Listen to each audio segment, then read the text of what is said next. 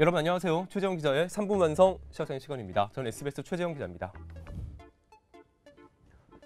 네, 오늘의 시사 단어는 박근혜 인권 침해입니다. 미국 CNN, 그러니까 걸프전을 생중계하면서 전 세계적으로 명성을 쌓아가고 있는 유명한 방송사죠. 이 CNN이 박근혜 전 대통령이 구치소에서 인권 침해를 받고 있고 이런 내용이 담긴 보고서를 유엔 인권위원회에 제출할 것이라는 주장을 보도했습니다. 네, 보도된 주장의 내용을 한번 정리해 보겠습니다. 네, 먼저 더럽고 차가운 감방에서 지내고 있다. 그다음에 계속 불이 켜져 있어서 잠을 제대로 잘 수 없다. 아픈데 적절한 치료를 받지 못하고 있다. 심지어 영양실조까지 있다.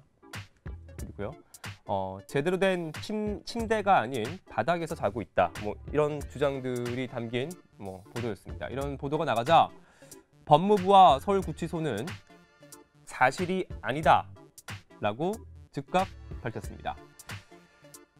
지금 이게 보이시는 이 그림이요. 박 전 대통령이 지금 수감되어 있는 서울구치소의 독거방의 일단 이미지입니다.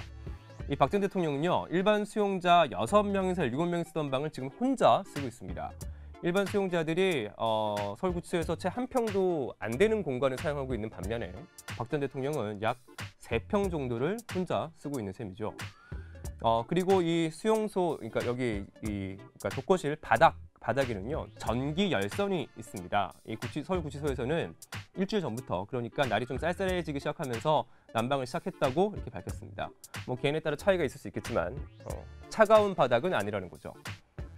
그리고 청소는요, 수감자가 해야 하는 겁니다. 결국 더러운 건요, 수감자 책임이겠죠. 구치소에서 누가 청소까지 해주기는 좀 그런 것 같습니다.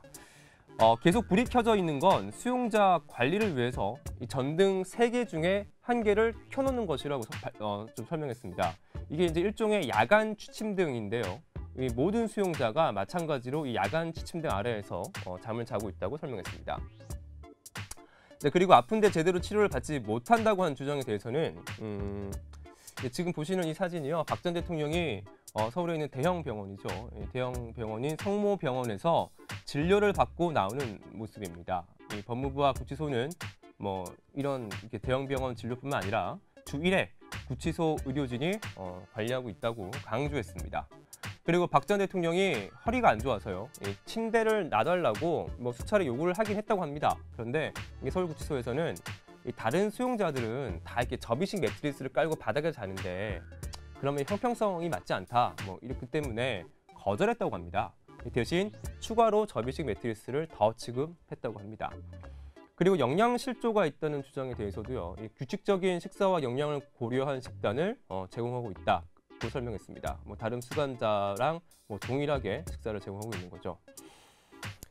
한번 정리를 한번 해보겠습니다. 박 전 대통령은요, 구치소가 너무 춥고 침대도 안 놔주고 아픈데 치료도 제대로 안 해주고 이렇다면서 자신이 인권 침해를 받고 있다고 주장하고 있습니다.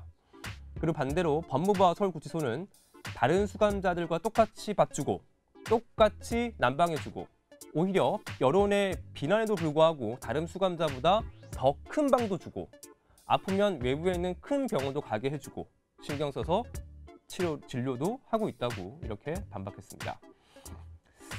판단은 여러분들의 몫일 것 같습니다. 아마 시간이 좀 다 된 것 같긴 하지만 오늘은 조금 더 하겠습니다. 네, 약속을 지키지 못해서 죄송합니다. 자, 근데 여기서 이제 저희가 궁금한 게요, 박 전 대통령이 이런 주장을 직접 한 건 아니잖아요. 그리고 변호인단들도 모두 사퇴했어요. 그러면 박 전 대통령을 대신해서 누가 이런 주장을 대신했을 거란 말이죠. 이 주장을 한 사람이 누구냐면 미국에 있는 국제인권법 변호사들이 많이 모여있는 MH그룹이라는 곳입니다.